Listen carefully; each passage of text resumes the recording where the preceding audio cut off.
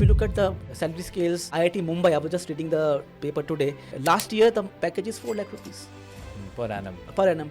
And look at Merchant Navy, as a cadet, 18 years old, you are getting $500, which is 45,000 rupees. Anglo-Eastern, we are targeting 300 schools and colleges just to advocate this profession. Okay. We go to so many schools and colleges. We make efforts to go to special all-girls school also. The issue is that students are not aware also of the profession. So I sailed primarily on ice class bulk carriers from cadet to captain. Today's guest, Captain Vinayak Mohla, is going to explain to you all how to join the Merchant Navy in the best way after 10th and after 12th. I'm assisting Anglo-Eastern with e-learning videos, auditing on board ships, and even writing syllabuses for Government of India. Also, how to crack the interviews to get sponsorship in companies. So you need to have the right approach for technical knowledge. People should be able to apply the technical knowledge, and we go for soft skills like communication skills. Look at how confident the guy is or the girl is. During your time on the ice class vessel where you got stuck in the ice with the ship. From 92 till 2004, what has changed drastically about shipping, sir? The sea has not changed. Yes. What are the best ways, sir, to crack these examinations? Because a lot of students get stuck with, suppose, second mates, chief mates. The easiest step is... Welcome back to another episode of the KSN show. This is the only video you will have to watch if you want to join the Merchant Navy. Why I say this? Because today's guest, Captain Vinayak Mohla, is going to explain to you all how to join the Merchant Navy in the best way after 10th and after 12th. Also, how to crack the interviews to get sponsorship in companies, what are psychometric evaluations which a company judges you upon, and of course, the positives and negatives of the shipping. Stay tuned because this is the most important video I have also made for you all. Let's get straight into the video.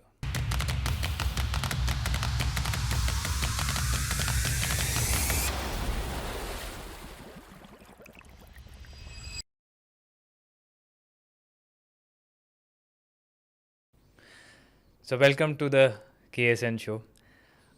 My introduction for you will be a limitation. I want you, sir, to introduce yourself to the audience. What all are you working on, sir? It's a lot, I know. Thanks, Karanveer, and thanks for giving us the opportunity to come here and have a podcast with you. With regards to my introduction, I started my sea career way back in 1992. 1992. Okay. On board TS Rajendra. That was a 3 years training program that time. BSc Nautical Sciences by University of Mumbai. Thereafter, I joined Anglo-Eastern Ship Management, and I am still with the same company. Oh, wow. Company is fantastic. Right. It offers not just a career but a commitment. Right, sir. So I sailed primarily on ice class bulk carriers. Wow. From cadet to captain. And I got my command in 2007. 2008, I got the opportunity to shift ashore as an auditor. Thereafter, I'm assisting Anglo-Eastern with e-learning videos, auditing on board ships, and even writing syllabuses for Government of India. I was in the committee for writing the second mate syllabus, chief mate syllabus, master syllabus, active syllabus on behalf of Government of India. Also, I was prime author of the Global Met Decaded Record Book. Okay. This record book is used by all cadets all over India, irrespective of the company. And this record book is also approved by Philippines administration and Canadian administration. Some colleges are using this record book. Thereafter, I also was part of IMO model courses. So for last from 2018 onwards, I've been chairing the drafting groups at IMO for the model courses. In fact, right now I'm a coordinator of a course for survey of electrical, it's not electrical, survey of fire prevention, firefighting devices. So this is how the journey has been, and also I'm the IMO Goodwill Maritime Ambassador for 2024 and 2025. So what an introduction, and so many things we have, like as personally as a seafarer and the cadets watching, a lot of guidance we can seek from this podcast from you, sir. We'll start with the experience you had in the ice class bulk carriers, because I hadn't heard of it before, And I want you to, sir, first take us there. What is an ice class bulk carrier? How was your experience, sir, on it? This has been the most rewarding experience, if you ask. So we used to go to a port which is known as Little Cornwallis Island. It is located at 75 North. And of course, to reach there, you have to go through Baffin Island, Baffin Bay, Lancaster Sound. And we used to go in summers. So that was a good grace. And it was ice all over. So normally you had an ice breaker ahead of you. And fantastic experience. I remember asking my officer to take the draft. He said, I cannot take the draft. There's a polar bear down. Wow. So we had to call the foreman. And we used to load zinc concentrate, lead concentrate from those mines. It was Polaris mines. And used to take it to Europe. Okay. So, sir, 75-degree north. Like it's a fully ice-packed sheet of ice on the sea? Absolutely. Ice concentration can be as much as 10/10. 10/10 is like... okay, so when you know the ice numerals, so we got open waters, we got buggy waters, and then there's a concentration of the type of ice and the concentration. Okay. So 10/10 is basically ice all over. Oh, so is it like you had an icebreaker in front of your ship? Not always, not always. So we were ice class 1A. The ship had power to go move through the ice, yeah. Wow, sir. So from your cadet ship, you were on the same? Cadet ship I did on a general cargo ship. Then as a third mate, second mate, chief mate and master, I was on ice class ships. Okay. So, sir, how was your experience as a first-time cadet on board? What was it like? It was interesting because we were a group of 8 cadets. It was company's initiative of a training ship.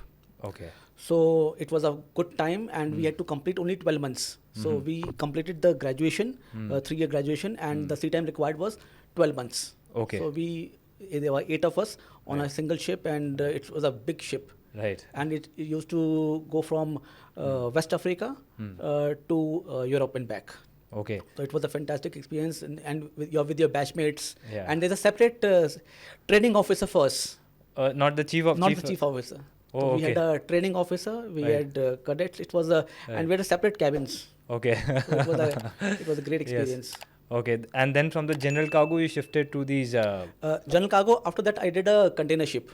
So as a cadet for 3 months, because they told us to, in the general cargo ship, we were there for 9 months, wanted to stay for 12 months, but they said, let's have more experience. So right now also, if our cadets, we try to make them do 3-4 ships, like gas carrier, container, bulk carrier, and tanker. So I joined the container ship. That was my second ship as a cadet. Yes. And container ship, you're always taking actions. You are always overtaking, always taking every action. time you're the fast one, perhaps. Yeah. And so I thought, oh no, you have to be very alert on the bridge, and yes.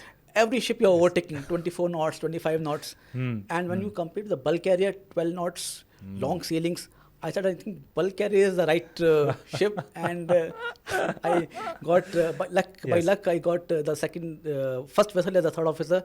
It was a ice class bulk carrier. So then after you were in those same ships, same trade routes, sir. It is not. It's worldwide trade. It's a worldwide trade. Okay. The ships used to go to Arctic in summers.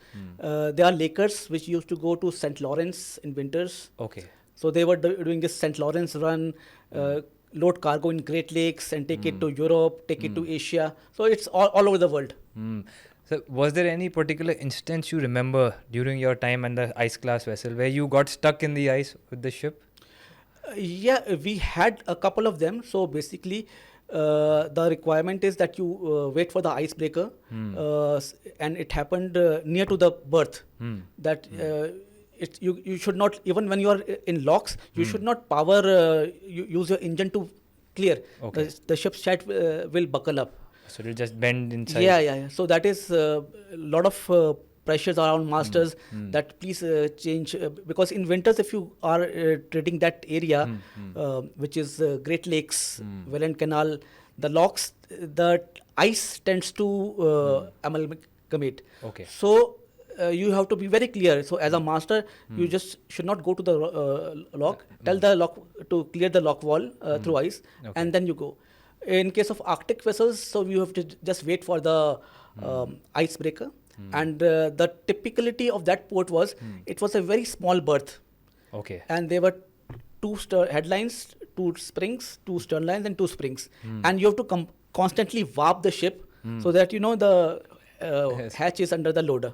Okay. So sometimes for this shifting also, you needed ice because the ship is steady, and you need an icebreaker to clear the ice ahead. Just within the port limit, just yes. to move it around. Absolutely. Oh. So did you encounter like snowstorms and blizzards and everything, which I've heard? That is very, very common. Very, very common. Snows, freezing. If you do not in Arctics, because Arctics we used to go in summer, so Arctic was cakewalk compared with doing St. Lawrence in winters. Where is St. Lawrence in? St. Lawrence is in your Canada. All the Great Lakes. Great Lakes. You do St. Lawrence Seaway. You reach Montreal. Then you have got Great Lakes, the 5 lakes, and Welland Canal. Right. So that you do in winters. It is really, really challenging, especially with hold cleaning and blizzards and temperatures are -30, -40. That's quite common. So, sir, like you talking about this polar bear which you were seeing, did you see many polar bears or animals of that area? Yes. And polar bear, I saw, after that, I asked the foreman to give me just show me the mine. Okay. So it was fantastic. And actually these polar bears, they come for eating garbage. Oh. So we had this mine there. The people used to stay there, and they had this garbage bin. So they used to come to eat whatever is left. So he gave me a good view of the mine, plus and we saw the polar bear. We actually dragged it so that it can run away from the garbage can. Okay. Wow, that's a different kind of experience, unlike what we go through, normal, no ice, nothing. This is a different shipping altogether, I think. It is. It's a different different world altogether. Yeah. If you go to a port like Deception Bay, okay, this is not exactly in Arctic. The previous port I mentioned was in Arctic. So here the typicality is that the wind changes from 0 to 100 within matter of minutes. Oof. So it's in Hudson Strait. So though that is a specific area, a special area, and it tests you. So do you still miss sailing? No, not exactly, because I got this opportunity to become an auditor initially. So I used to go for setting up the safety management systems on board. Right, sir. And then I started looking at different ships, because I was only limited for ice class bulk carriers. Then I went on container, I went on other specific ships, and which was a good experience. So Cape size bulk carrier, if you go, it's a different life altogether. So I just want to ask you a particular question which is, always in my mind. From 92 till 2004, what has changed drastically about shipping, sir? The sea has not changed. Yes. The regulations have increased. The technology has changed. Take, for example, paper charts. I think you have sailed with paper charts now? Only one time, sir. Yeah. So paper charts are no longer there. Of course, it's a different thing that we are teaching our cadets still, and that is what I've been telling in various forums, that please have the assessment on ECDIS. So this paper charts, TCN, terrestrial and coastal navigation, it makes 70% of the passing marks. The cadets on 12 months in the college, they are looking at paper charts. Then they visit ships. The 18 months on ship, there are no paper charts. So they unlearn whatever they have learned. And the best part is when they come back home after 4 months of college, they still have to give the assessment on the paper charts. That's the irony, sir. That's the pinching point of all of us. But I'll get there, sir. It's interesting. Yes, sir. In terms of, sir, like you said in your introduction as well, sir, you also design examinations and everything like second mates and all of this. What are the best ways, sir, to crack these examinations? Because a lot of students get stuck with, suppose, second mates, chief mates. Any practical advice, since you are the paper setter? Yeah. Any practical tips, sir? Yes, the easiest tip is when you just go on the DG Shipping's website, there's an exam paper format. So it mentions that there will be there will be 3 questions in part A. The first question will be on this topic, second question will be in that topic, and likewise. So if you know the exam paper format, look at the last 10-year papers. It is so difficult to get questions other than what are listed in the last 10 years. Because when we ask the examiners to give us more papers, it is same questions again repeated and repeated and repeated. So if you are able to just look at last 10 year papers, Right, sir. exam paper format, and just prepare well, I think you will be able to crack any exam anywhere in the world. No, thank you. That's a good advice. I hope everybody is watching this. Yes. So, sir, in terms of examiners, is the syllabus changed from your time when you gave your exams till now? Is it still the same? Of course, it was earlier STCW 78 when it started. Then it was amended in 1995. Then again in 2010 after Manila amendments. Right. So a comprehensive review was done in 2010 of the syllabuses. So if you look at the syllabuses around the world at IMO model courses, all these have been released after 2010. And the best part is now it's a good news for everybody that the STCW is under revision. And there is going to be an intersessional working group in October this year, which will be discussing the areas for improvement. They have identified 22 areas, and member states, NGOs, IGOs, they are free to comment of what changes you require. Say, for example, celestial navigation. As I mentioned, for charts on ships, there is no sextant also. Right.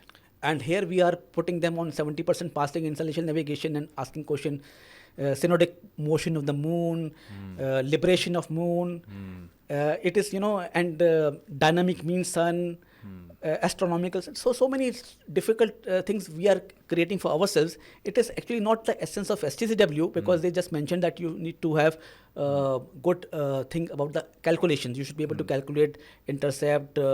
You should be able to calculate azimuth. But we make it more complicated through our own, put this also in the syllabus, put all this. Yes. So luckily this it would change. The new STCW will come up by 2027. Okay. And in fact, Government of India is also doing a lot.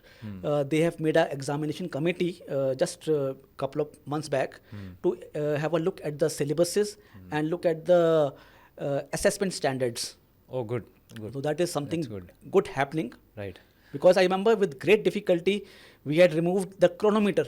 Earlier, if you look at the chronometer showed this on that day, and then it started moving in the opposite direction. All for what? For calculating GMT. UTC. Yes. And nowadays, second minutes you go on board, okay, this is the UTC. So we have to be practical. So many things are changing. We got this greener technologies coming, alternate fuels, methanol, LPG, LNG, ammonia. So many, all these changes would need to be in the syllabus. Right. Right. I'll just dial it back, sir. Suppose a 12th class student is watching this video. What is the best way to approach shipping? What are the best channels, best courses which you recommend, since you're in the system? Just give us some light on that as a 12th class student, sir. As a 12th class student, okay, so you got options. You can either join the DEC department. So in that case, I would suggest the best program is the Diploma in Nautical Sciences, DNS, leading to BSc. So the format is that 12 months you do in the campus, followed by 18 months on board. Then you come back for 4 months college, the second mates course, and then you give the exams. If you do BSc Nautical Sciences, like some universities offer, then it is 3 years in the college, 12 months on board, and then again you come back and give exams, etc. Right. So I would suggest that DNS leading to BSc is a good option. In case you want to become a captain of a ship, in case you want to command a ship, in case you are interested in becoming an engineer, then you can either go for BE Marine, that is 4 years of marine engineering, right, or you do BTech mechanical or BTech electrical, and then you do this sandwich course, GME and ETO, and then you can join as a marine engineer, junior engineer, or a electrical officer. But frankly speaking, I would recommend, in case you are class 12th, you want to, unless until you are too much in engineering, then Merchant Navy as a captain, nothing like it. Right, absolutely, sir. So while talking about DNS, what is a sponsorship and how do you get it? I want to put this question, sir. Okay, so DNS is a sponsored course. That means you should have the sponsorship before even going for the course. So all like IMU, what it does, it asks for the companies to give the sponsorship letter. Like you say, for example, for Anglo-Eastern, we have given the letter that we'll be sponsoring 280 cadets. Okay. That means same goes with other companies also. So you need to have a sponsorship. That means the company will take you definitely after completion of training. Other courses like BSc, there is no sponsorship required. Right. So it is your luck. But DNS is a sponsored course. So I would suggest that it's a safe bet. The company, you already got the company before joining the course, and it is just a matter of completing the course and be on board. Absolutely. So, sir, what do you look at a cadet? I saw you're also in the recruitment department? Yes. I'm heading the recruitment in Anglo-Eastern for deck cadets, Okay. engine cadets, and electrical cadets overall. So, it's the perfect question for you, sir. What are you looking at from a cadet, and why would you choose him? What are the skill sets which he would portray, which will make you say yes? Okay. So just give you a background. There's something when you are interviewing a cadet. Okay, we have in our system, we have got all the cadets, prospective cadets, they need to come and apply for the company's sponsorship examination. That is based on SAT standards. And even we are not looking at the problem with the education system is that you stuff your mind with superfluous knowledge, vomit it and get marks. We're not interested in marks. We have set the standard as PCM 70%, Government of India's requirement is 60%. So that takes care of a lot of issues. So it is the application skills. When you ask the cadet candidate, what is pi? And I ask mathematical pi, not life of pi. Yes. So they are not able to answer. But if you ask them what is the area between the curves, dy, dx, hyperbola, parabola, because their mind is attuned. So it is the application, how you apply the knowledge, what you have learned. So that is main thing. Second is the psychometric testing. We have got this psychometric testing where we check for the personality profiles, and some cadet candidates also do not clear that psychometric test. But basically, as you know, it is not your aptitude, but your attitude that determines your altitude. Beautiful. So we look at this pattern, and this psychometric test is also coupled with something called SPS, Suicide Probability Skill Test, BHS, Beck's Hopelessness Skill Test. So we get few comments from the psychologist that please probe for these pointers. And as I mentioned, so these the technique is known as BEI, that is Behavior Event Interviewing, or STAR technique, Situation, Task, Action, Result. So you ask the candidate, okay, tell us your good qualities. He'll say, I have got leadership qualities. So you ask him, okay, when was the last time you demonstrated those qualities? Same thing happens with your psychometric probing. If it mentions, please check for negative thought pattern. Why I just generally ask, okay, I asked one candidate, of course nobody will say I'm negative. Yes. So I asked him, okay, how's your relationship with your father? Our father is traveling, it's so fine. Okay, how's your relationship with mother? I don't speak to her. I said, your real mother or stepmother? Real mother. So why don't you speak to her? No, she wanted a daughter. I said, you got an elder sister. So many people come, they have got a 17-year mindset is totally different.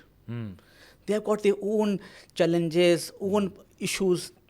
So you need to have the right approach for technical knowledge. People should be able to apply the technical knowledge, and we go for soft skills like communication skills. Look at how confident the guy is or the girl is. Confidence, communication skills, decision making, situational awareness, type of stuff. Right, sir. So this is the main areas we look at. So you're talking about soft skills. Any particular recommendation of how to improve soft skills which you also tell the students or something like that which you talk about? I would suggest that for school students, they should participate in as many events as possible. See, what lacks in the generation is the social connect. Nowadays with Netflix and Prime, you are always you're not even talking to your parents, you're always on the mobile phone. So if you connect socially, your skills will automatically improve. So basic idea is communication skills should be good. You may be very intelligent, but if you're not able to convert a word, what's the point of having 95% marks? So you need to have the right approach for soft skills, basically communication levels, communication skills, leadership qualities.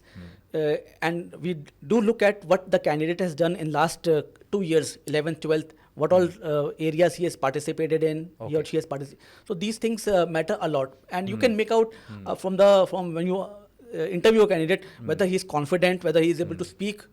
Right, So right.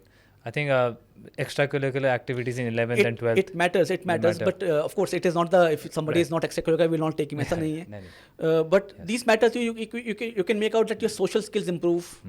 Right. When you are engaged in debating, when you engage in social media, even so, all you are learning new languages.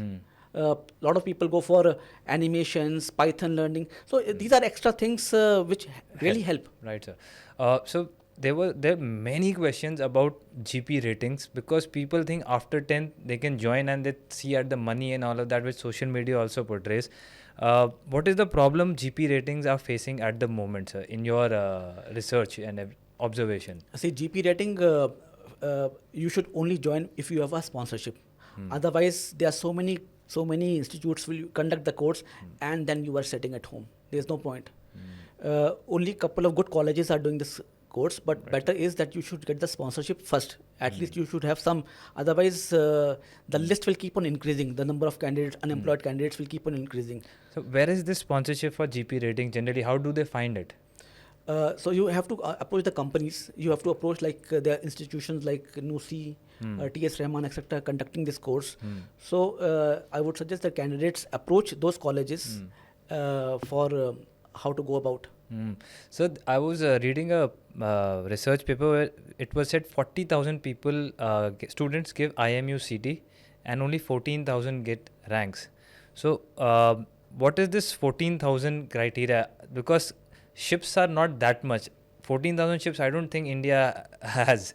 So what is this numbers talking about? So actually, these numbers are now getting reduced, and it is not 40,000. They say if you look at the last rank in IMU, IMU does that CET, Common Entrance Test, and they give the ranking to the candidates. So this year it was, I think, 13,000, the last ranking in good category.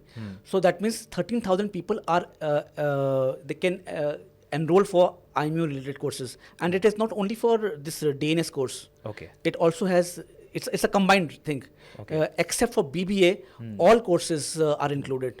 It includes Naval Arc, it includes B Marine, it includes DNS, it includes BSc. So that is the Okay. CET. So any tips you have for clearing IMUCET and getting good ranks, the paper? Same tips. See, basically, look at the syllabus. Even the IMUCET syllabus, they have put it on the website with the mock question papers. So just look at the mock question paper and just devote some time. Basically, it is all about your mathematics. You should be good in mathematics, science, GK, and English. So if you are able to master these, you will be definitely able to clear. And look at the number of people clearing 12,000, and number of people appearing. 40,000 is also a doubtful figure, but other colleges, look at JEE, lakhs are applying. So in that way, if somebody is really interested, the issue is nobody even knows about CET. Got it. So Yes. we have to do a lot of marketing from our side that there is a common entrance test. Please fill the form. So talking about marketing, why do you think Merchant Navy is not represented at a mass scale like the Indian Army or Indian Navy? And what are the steps which perhaps you and your organizations are taking, sir? See, as Anglo-Eastern, we are targeting 300 schools and colleges just to advocate this profession. Okay. We go to so many schools and colleges. We make efforts to go to special all-girls school also. The issue is that in the students are not aware also of the profession. And you compare it with the profession like Navy, Army, and you will see, I love Army, I love Navy, but nobody says, I love Merchant Navy. And if you look at 90% of the world trade is based on this profession. Last year in Crew Connect in Manila, and Crew Connect is an event where all the shipping professionals are there. So they asked, there was a survey conducted. They mentioned, okay, how many of you will be able to send your, or want to send your sons and daughters in this profession? 57% said no. These are sailing professionals. Shipping professionals. professionals. Yeah, 57%. So when the shipping personnels are not that much interested, and you look at movies like Top Gun, Fighter, it's fantastic. Means everybody, youngsters, oh wow. So they will Our issue is that the industry itself is not going to the schools. Because they think these 12,000 people, and you look 10 years down the line, where will you get the people from if the people are not aware? Absolutely. So that's why we need to, there is likely a shortage of about 89,000 officers if you look at that Seafarer workforce report from ICS by 2026. And this will keep on increasing. So unless until we have measures in place, unless until the industry starts advocating that this is a profession, merchant navy and I, in that respect, I must admit that you are doing a fantastic job. No, thank you, sir. But at least it is going to the young guy that there's something known as that merchant navy is there, and this is how you can join. So you said a very big figure, 57%. So why do you think they don't want to send these kids in the profession? This is interesting. Everybody has got different reasons. Maybe nowadays, look at other professions, banking. They are getting more wages, and but I would like to say that if you look at the salary scales, the IIT Mumbai, I was just reading the paper today. Last year, the package is 4 lakh rupees per annum. And look at merchant navy as a cadet, 18 years old, you are getting $500. Which is 45,000 rupees, 40,000 rupees. But the issue is nobody is aware of the profession. So we need to just have that this is a profession which is responsible for 90% of the world's transport. So I personally think why the reputation is also gone down, because first is the frauds in the agent sector, that people are losing money paying 7 lakhs. Secondly, I think wage scale has not upgraded from the point of view of, like you say, the 6% we have this inflation. I'm not selling in 2010 or 2005, but people tell me that it was more or less little more than what it is now. It's just a perception with the sailing family also that yes, money is not increased, it's perhaps reduced. So these are two factors which I think, and of course the third factor is the lack of shore leaves, which I think a father will tell that now you're on the ship stuck all the time, and ISPs and all of this so strong. So I think these are some of the factors which also need to be addressed by the higher stakeholders, committees, everything. What is your viewpoint on that, sir? In this regard, I would like to thank Government of India, especially DG Shipping. They have come up with a white paper, and they have given so many schemes now. With regards to agent, they also have got now a list of about 7 awareness videos, courtesy to Captain Daniel Joseph. So it mentions that before even applying to a company, you should see on the DGV shipping website whether this is a valid RPS company or not. So they have given a list of valid and invalid companies. And RPS companies, this is recruitment and placement services, they should not charge any money for recruitment. If you're getting hoodwinked by agents, give us so much money, that means there's a question mark. You can always go to DG Shipping. They have also started the hotline, communication line. You can approach them, and it's a fantastic gesture. Oh, this is good. So where can we find these videos? Just go to DG Shipping website. Type in the Seafarer section series, SEARIES. So, and it is not only for agents. You can also check whether the particular institute is authentic or not. Whether it is approved by DG Shipping. Likewise, they have also given for seafarer welfare, health and hygiene, other hotlines. We got DG Shipping hotline, we got NUSI hotline, we got Sailor Society, we got even FSUI call, that is Forward Seafarer Union of India call. So all these, at least the industry is moving forward. I think the awareness is not there. Awareness is not there. And but I would like, in case you are interested, please go to the DG Shipping website, and you can also see all these 7 videos. Contains about e-migrate system. They have started this comprehensive redressal grievance redressal mechanism. They have started this Sagar Mein Samman, Sagar Mein Yog, so many good things they have started. It's all on the website. The videos are also available. And I think what I'll do, sir, I'll put these links in the description of this video. So anybody is watching should definitely watch these videos. Absolutely. And especially for people who are new to the profession. Okay. Right, sir. So, sir, moving on from that perspective, why are the salaries not increased?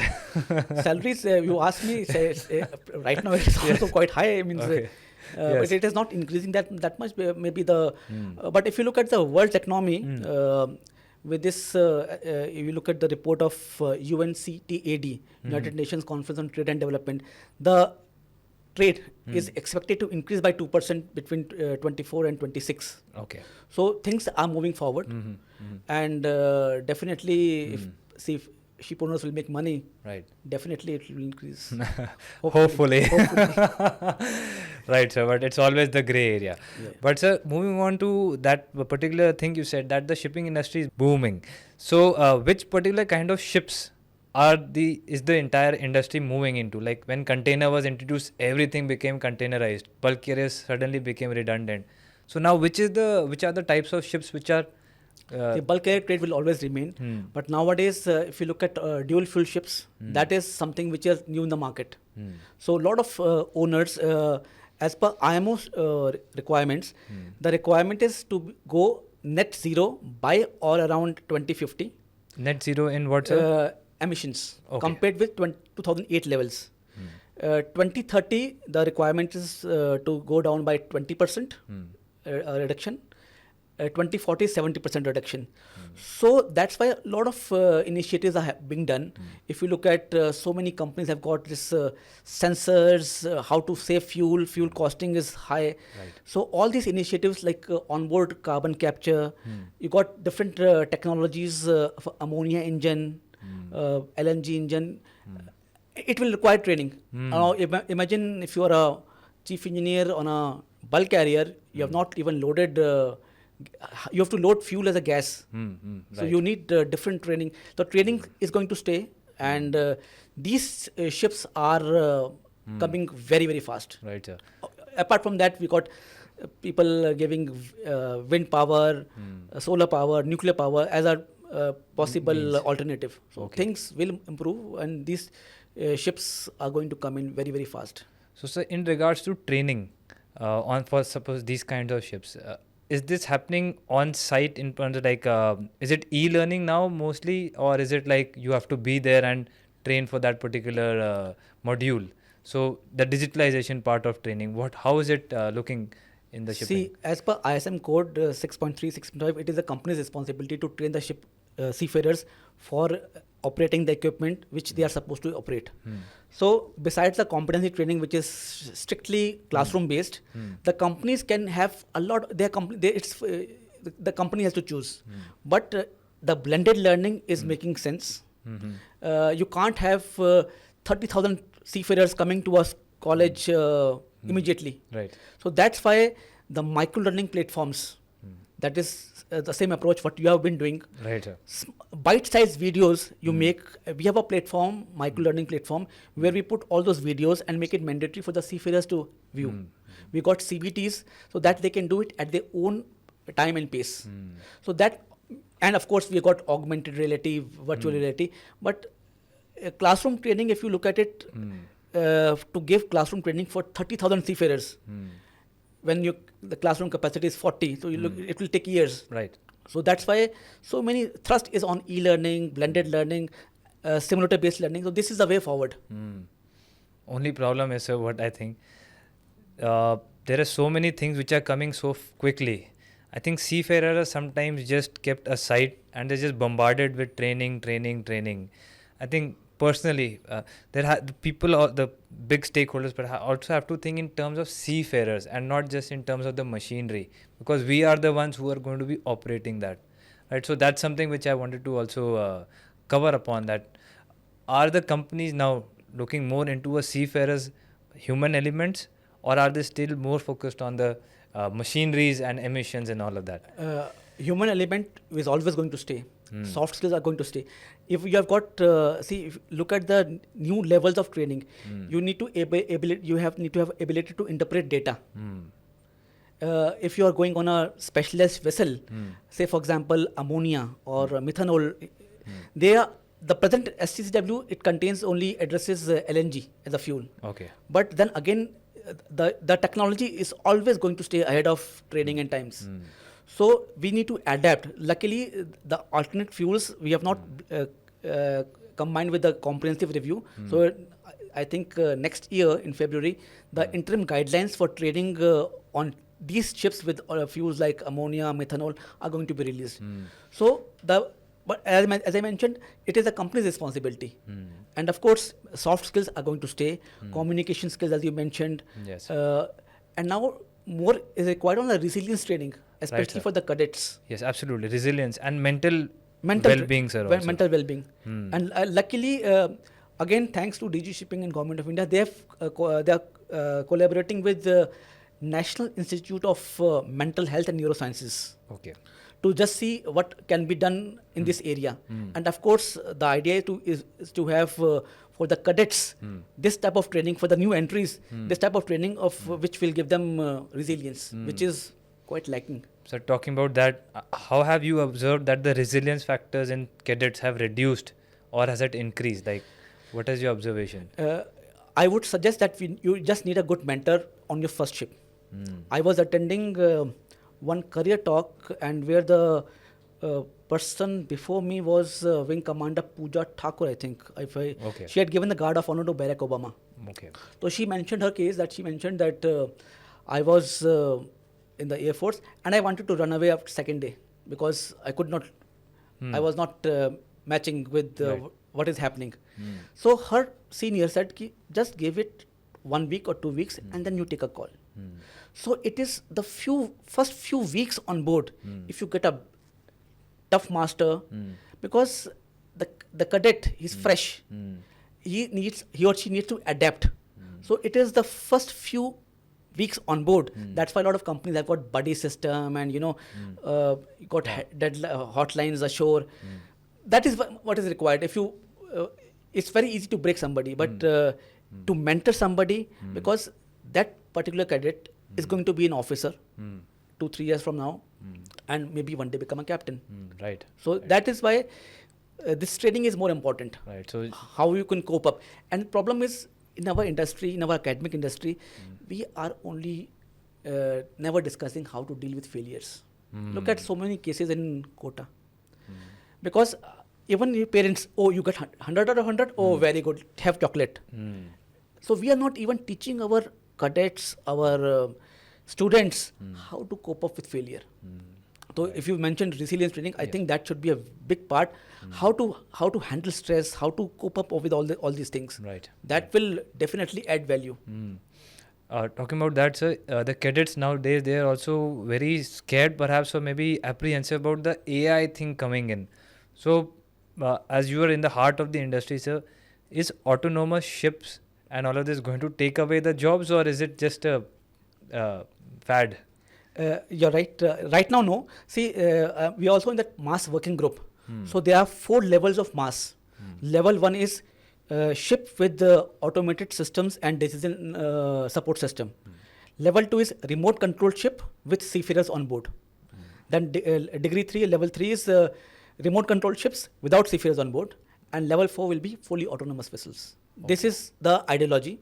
But as you mentioned, you got so many different fuels. It will take days, years. Yes. But I would think that few processes will be automated. Like you're sending noon reports, all this. Nowadays with sensors, why you need to send? So life will, like ACDIS is there. You just press a button and charts are getting updated. Right. In the previous days when paper charts, you had to spend so many hours. Yes. So the process of automation is going to change. And of course, it will make your life easier. But it will not take away the jobs. At least for next 25-30 years at least. Right, sir. Right. So in your institutes and all, are the teachers also training in the students in AI, or is it like just like you do it yourself thing, that you start learning about generative AI and everything? Or are you also emphasizing that? Yes, we are emphasizing. In fact, look at with this Wärtsilä's fleet operating system, all these things, how you can do the sense, how the sensors can get you, how much emissions you're causing, what is your ETS emission rating, all these things we are teaching, because that is the future. Right. That is the future. You can't just go on board now with the pen and paper and nowadays everybody is on cell phones and notes. Right. So that, of course, and I think that should be also part of syllabus. Right. The new AI technology, data analytics, that is one area. Then cyber security, which is again a new topic. Right. Right. And these are the main areas to focus upon. So like suppose we have these skills, like you said, data analysis and AI and all. Do we have a better option, like a cadet? Suppose he's not got a ship, or perhaps he's got injured. Can he switch to shore job, having these skills in hand in the shipping sector? Yeah, why not? See, if you look at even the way the programs are made, Danish, you can shift to BSc. If you don't want to sail, you can go to lateral and train BSc. And with these skills, definitely yes, why not? Right. So many candidates, what they do is they complete their sea time, they earn some money, and then they go for MBA or they go for MSc. So it is, you're just bounded by whatever you think you can do. Beautifully said, sir. Any good courses, sir, which you know of, like perhaps a cadet who's not got employed can pursue in shipping, suppose like Naval Arc or something, which have got a good scope in India to get an employment? Anything you know of, something like that? Cadet, because Naval Arc is a Yes. separate course. No, I mean, see, like there's so much unemployment also, so they just wait for ships for like 3 years, 4 years. Is there something else they can do within the shipping sector which can get them employment? Yeah, there are so many courses which are launched by IMU, Indian Maritime University. So I can suggest that just go on their website, which course is okay for you. Right now, they have also started MBA for Seafarers. CMMI has started. Okay. So there are plenty courses. Only thing is you need to be interested in. So how is the future of shipping in India shaping? Not in terms of cadets and recruitment, but in terms of port development, ships coming in. How is it looking? I mentioned Government of India has got that white paper, which port development is definitely a big thing coming up. Okay, so like more employment is Of coming course, in. so when you are developing ports, of course, more development, more employment to the, not exactly the seafarers, but for the people in India. Right, right. Why I ask this? Because then people who are struggling with jobs can be redirected to perhaps, and that's a way to earn their living and bread and butter also. Yeah. Okay, so we can go to IMU website. IMU website and look at the various programs they offer. Right, sir. And you can also, there are so many open websites, Udemy, and shorts, very free. Some courses are free. Right. How to, in AI, in generative learning, machine learning. It's endless. endless. Yes. Only thing is you need to devote time. Right, right, sir. That's the need of the hour also, and that's what we are also struggling with, the short form content and everything coming up 30-second span. But I think eventually we will realize that it's a shortcoming we all have. I hope we do. Actually, not a shortcoming, because see, this is the way the generations are moving. Now, who wants to read a book 500 pages? And if you can just condense it into a small video and series of videos, which is more interesting. Right, sir. Like the website by DG Shipping, the videos. It is much better than having a circular where, you will just keep on and you will find what is written where. Right, right. So that makes a lot of sense. So, talking from a point of view, not shipping in India now, a global shipping, because you are also representing India in the IMO as a Goodwill Ambassador, sir. What is your job in terms of like representing India in the IMO state? Like, what is happening there, sir? How did you reach IMO, sir? So as I mentioned, in 2010, I started collaborating with the Indian administration. Captain Debu is there, so for writing model courses. So I was assisting. Thereafter, they requested if I can chair a group in 2018. I said, yes, why not? I love chairing groups. Right. So we started with chairing. In 2018, I started in SGW5. That was the first time I chaired a group. We were 4 courses. But before that, I was already coordinating with the member states for other courses. But I was a coordinator, review group coordinator. The 2018 was the first time as a drafting group chair. Thereafter, in 2021, 2022, 2023, and 2024, I've been chairing almost for 3-4 years on a regular basis. It's a drafting group because it's a work where you can just look at all the feedback received and how to make a course more robust. Right. So this is how I started with the drafting groups at IMO. Now in 2024, I was made the Goodwill Maritime Ambassador. So the main aim is to promote merchant navy as a career, raise awareness about the profession, and encourage young people to join the profession, Right, sir. and showing them the proper pros and cons of the profession. So that makes me understand that the global shipping is having a shortcoming in the seafarer section, like you mentioned, 87,000. Yeah, 89,000. So it's a global thing. It's a global thing. It's a global Right, sir. thing. So what is IMO? Because I think new cadets or new aspirants don't know IMO. So what does IMO do? IMO is a specialized agency of UN, United Nations, which deals with the matters of safety and security on board ships. So that is the main role of, and it has got so many committees, technical committee, safety committee, human element and teamwork and watchkeeping committee. So a lot of committees. So basically the thing is they have to build a consensus. Okay. Even if you're writing a syllabus or writing something, the other countries need to agree. So it's a standardizing Yes, standardizing. Yeah, and you have to take all input. Okay. So this is how the regulations are made. Right. And you need a lot of social skills, discuss with people with great difficulty. Now I think they have done 2050 net zero emissions. So it's Right. all, but the thing is moving better. Things are moving better in a good forward direction. Right, sir. Right, sir. So, sir, in terms of competency and everything for a shippy, let's go to the junior officer rank, sir. For a junior officer, how is the outlook of transitioning into shore? Would you recommend that, or do you still recommend that they continue and become a master or chief engineer? Because a lot of junior officers are leaving. In fact, some of my friends, many of them have left. Why is that happening, sir, in your opinion? I think they must be going for more money. Because see, seafaring is a tough career.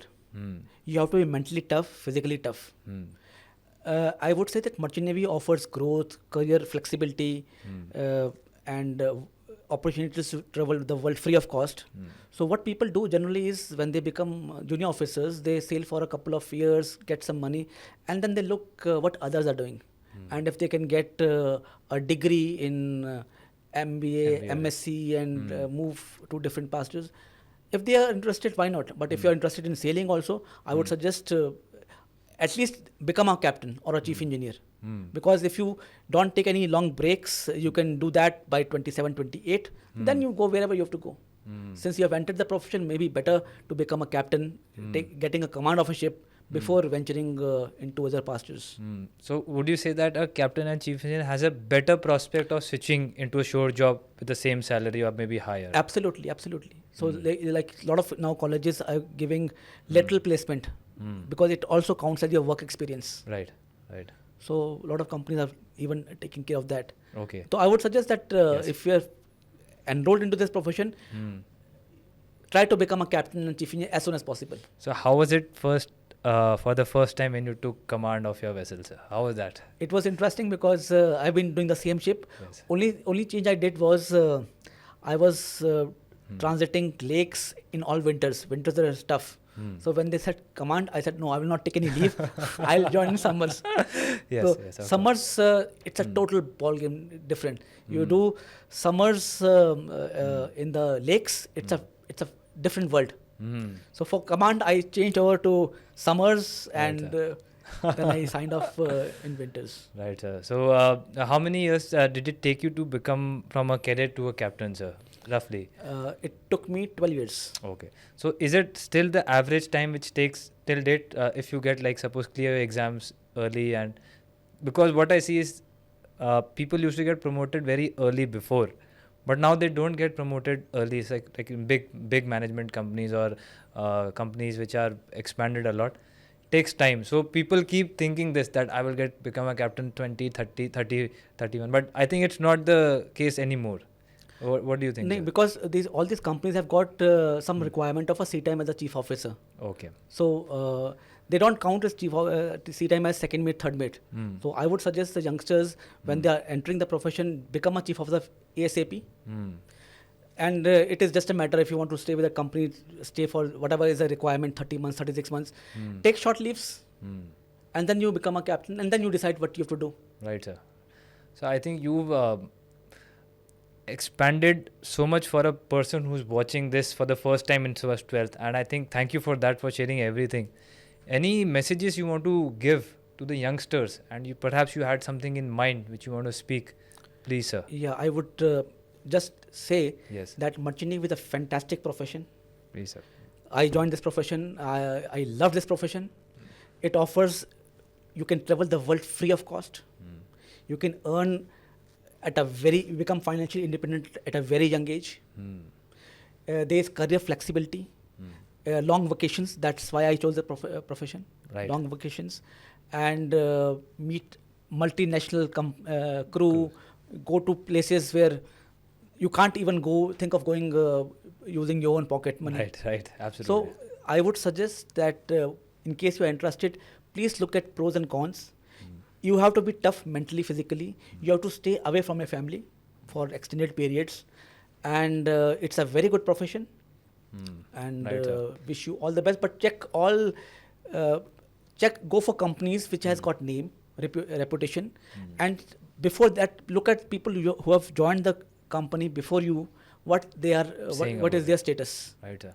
So one last thing you spoke, which was very important, financial freedom, sir.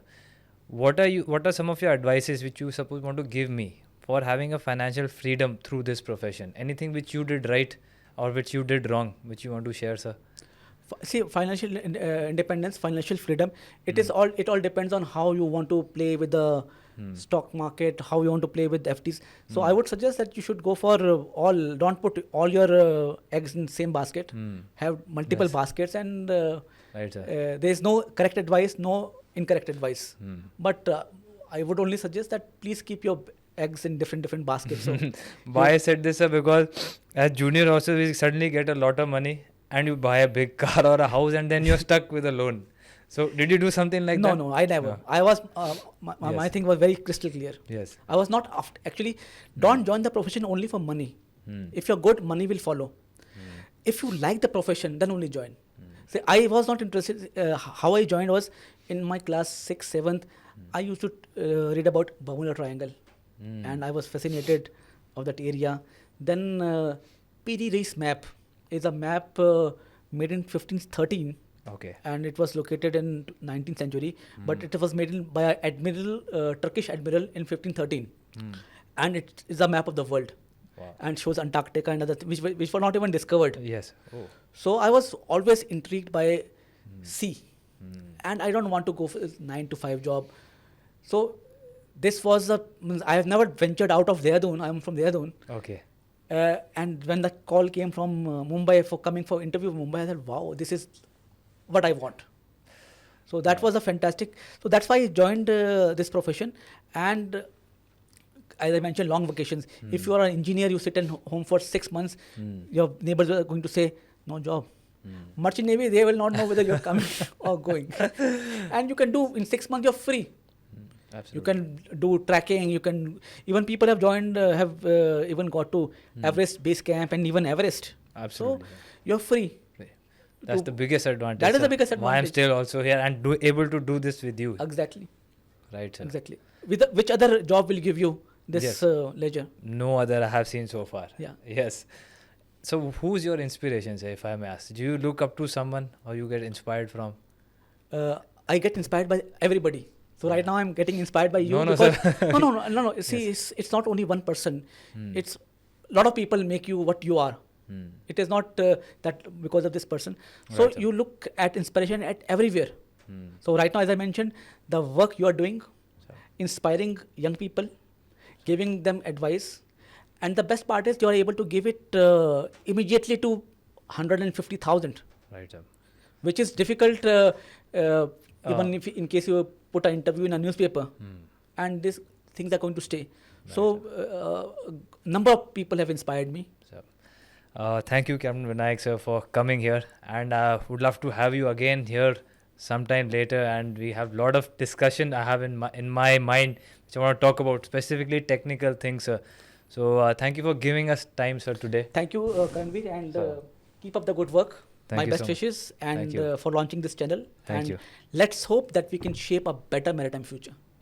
That's the message. Thank you so much, sir. Thank you. So that was Captain Vinayak Mohla for you all. I hope you all got all your doubts cleared, because there are so many DMs I get about the same questions which I asked Captain Vinayak. Do let me know in the comment section what all you would like to know more from people like Captain Vinayak, and we'll try to cover it in the KSN show. Thank you all. See you in the next episode.